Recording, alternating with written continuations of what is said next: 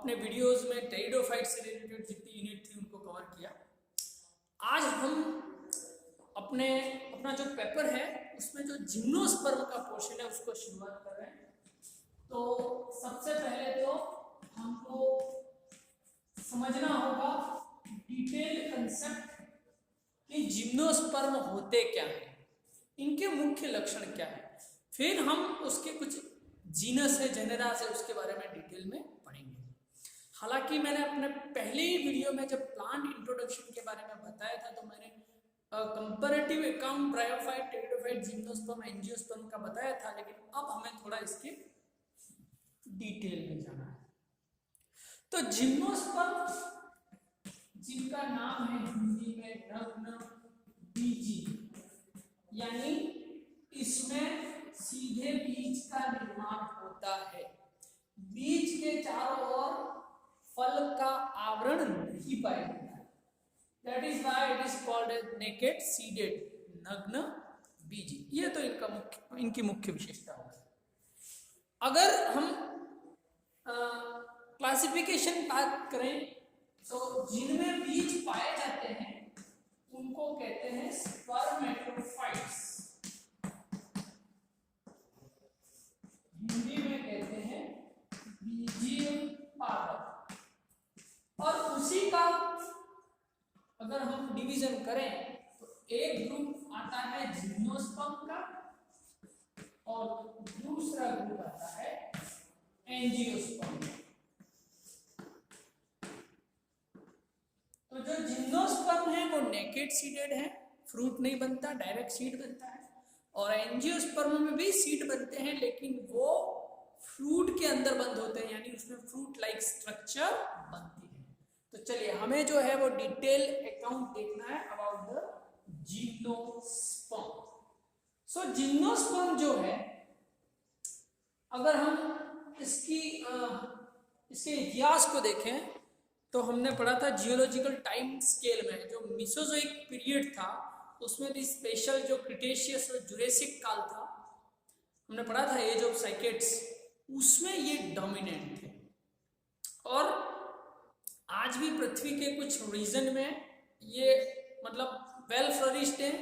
Even पृथ्वी पर पाए जाने वाले सबसे लंबे पौधे इसी वर्ग से संबंधित हैं। जैसे आपने नाम सुना होगा सिक्वोया, अमेरिका में एक कैलिफोर्निया में एक नेशनल पार्क है, वहां पर आप विश्व के सबसे चौड़े और ऊंचे वृक्ष देख सकते हो जो जिम्नोस्पर्म से संबंधित है। चलिए, तो इनका एक्सटर्नल अपीयरेंस कैसे होते हैं? तो ये ब्रायोफाइट और टेरिडोफाइट की तरह छोटे प्लांट नहीं है, ये वेल डेवलप्ड बड़े ट्रीज होते हैं। मुख्य पादप शरीर इनका स्पोरोफाइट होता है और इनमें ज्यादातर जीरोफिटिक एडेप्शन पाया जाता है, मरुस्थलीय अनुकूलन पाया जाता है। और इसका रीजन भी है क्यों पाया जाता है।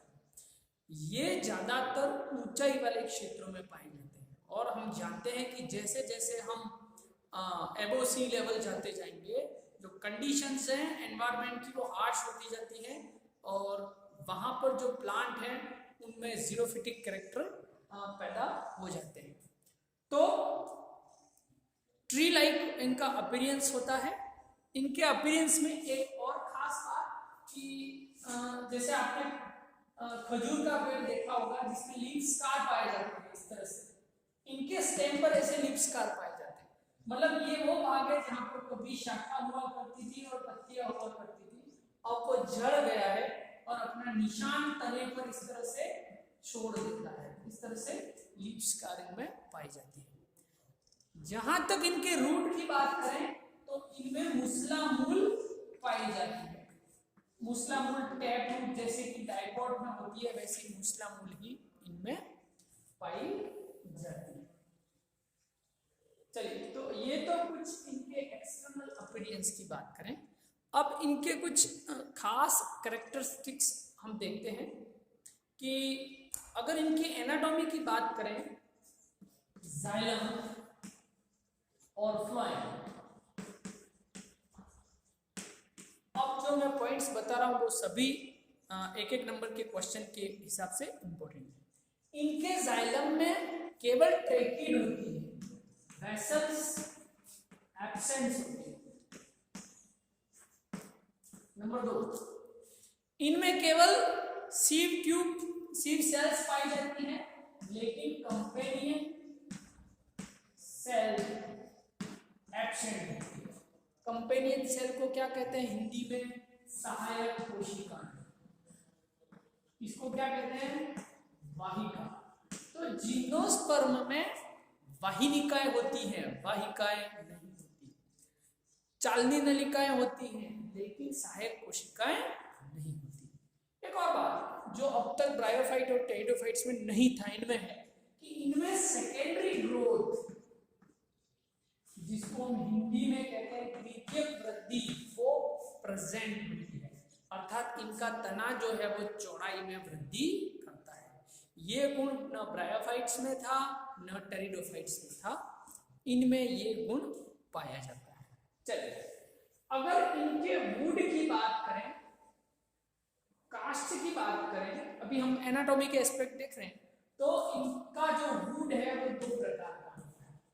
एक तो होता है विरल दारुक और एक होता है सघन दारुक,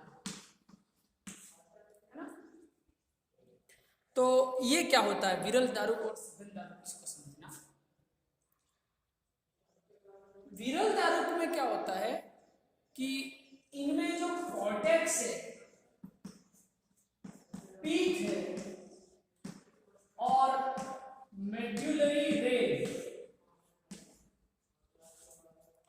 वल्कुट, मज्जा और मज्जा रश्मियां, ये अपेक्षाकृत चौड़ी होती है, वेल डेवलप्ड होती है। इसीलिए इनकी जो कास्ट है वो संगठित नहीं होती, कॉम्पैक्ट नहीं होती। अगर सारी अंदर की संरचनाएं चौड़ी चौड़ी हो तो कास्ट भी हल्की होगी अपेक्षाकृत, और उसमें पर्याप्त स्पेस होगा। ऐसी कास्ट को कहते हैं विरल दारुक, जैसे साइकस में पाई जाती है। और एक होती है कॉम्पैक्ट सघन कंडीशन, इसमें जो मज्जा है, मज्जा रश्मियां हैं या कॉर्टेक्स है, उनकी भूमिका बहुत सक्रिय होती है, मतलब इस तरह से ये कॉम्पैक्ट होते हैं, आपस में सघन रूप से विन्यासित होते हैं।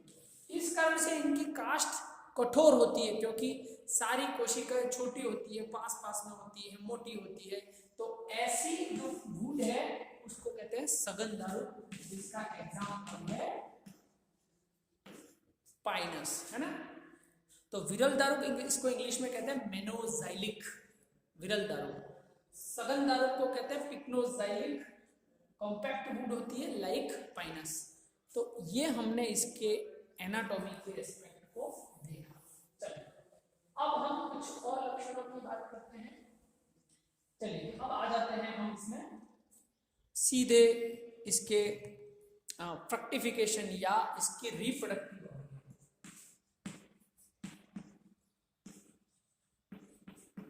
तो रिप्रोडक्टिव ऑर्गेन जो है इसमें जो होते हैं वो शंकु होते हैं, जिसको इंग्लिश में कहते हैं कोन्स। और ये कोन्स दो प्रकार के, नर शंकु और मादा शंकु। मतलब आप देख सकते हो कि जनन काल में इनके शीर्ष पर इस तरह की कॉम्पैक्ट स्ट्रक्चर बनती है पूरी, लाइक इस तरह से, है ना?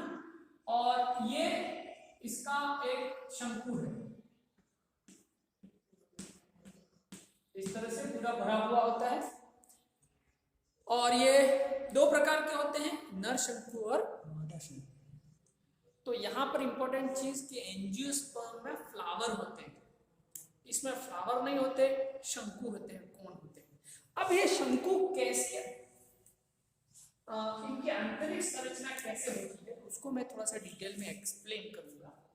सपोज मान लो हम पहले लेते हैं एक मेल कोन में क्या होता है।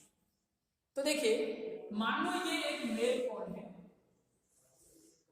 सपोज, तो पहले ये जब अर्ध विकसित होता है तो पूरी तरह से बंद होता है, लेकिन धीरे धीरे जब परिपक्व होता है तो जैसे ये इसका एक सेंट्रल एक्सिस है और यहां पर उसके क्या पाए जाते हैं, सहपत्र पाए जाते हैं।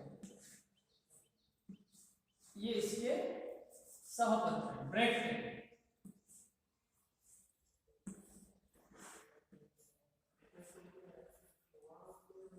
ये इसके सहपत्र। तो आप इस सहपत्र को यूं समझ सकते हो, पहले ये बंद थे, अब जैसे ही ये कौन सूखने लगा, परिपक्व होने लगा, ये सहपत्र खुल जाते हैं, फैल जाते हैं। ठीक है, तो ये शंकु का बीच का एक्सिस है और ये जो है वो ब्रैकेट है। क्योंकि इनमें लघु बीजाणु धनिया पाई जाती है, इसलिए इनको कहते हैं माइक्रोस्पोरोफिल, हिंदी में कहते हैं लघु बीजाणु पर्ण। और इनके भीतर यहां पर आप देख सकते हैं,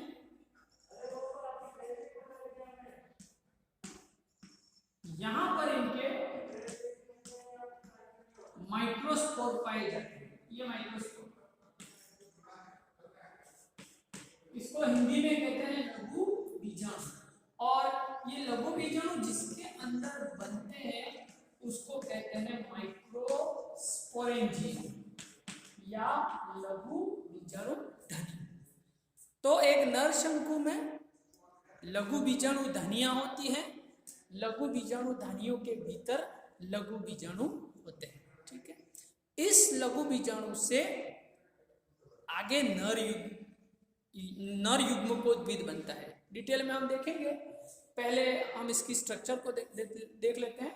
तो आप ये डायग्राम बना लीजिए, स्क्रीनशॉट ले लिए, फिर आगे बढ़ते हैं।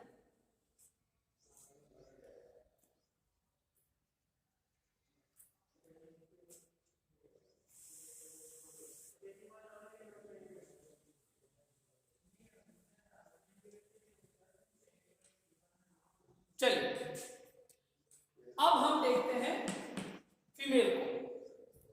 तो मादा शंकु का भी बेसिक स्ट्रक्चरल प्लान वही होता है, एक सेंट्रल एक्सिस होता है और इसके चारों ओर जो है वो सहपत्र अथवा ब्रैकेट पाए जाते हैं।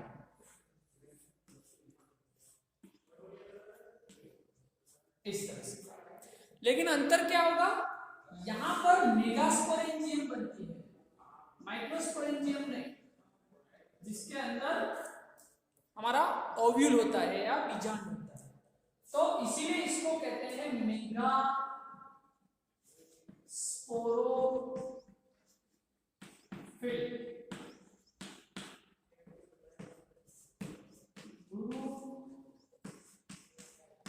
बीजाणु पर्ण। ये हमारा क्या है, ये हमारी है मेगास्पोरेंजियम,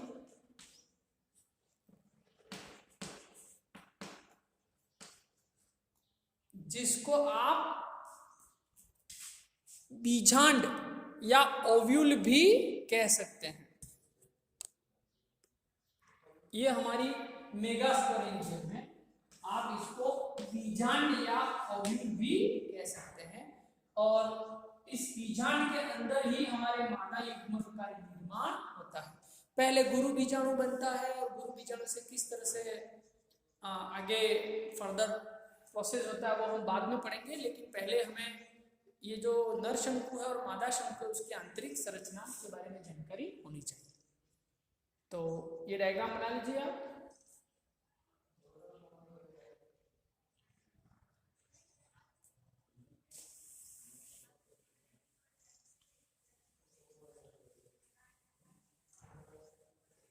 चलिए, अभी हमने जो पढ़ा उससे एक बात तो क्लियर हो गई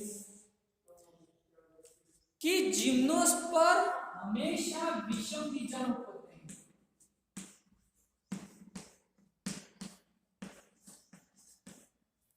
इससे पहले टेरिडोफाइट्स में हमने देखा था दो कंडीशन थे, आइदर हेमोस्पोरी और हेटेरोस्पोरी। लेकिन यहाँ there is no option in gymnosperm, they remain always heterosporous, इनमें हमेशा विषम बीजाणुता पाई जाती है। तो इसकी क्या इंपॉर्टेंस है हम आगे देखेंगे भी सही।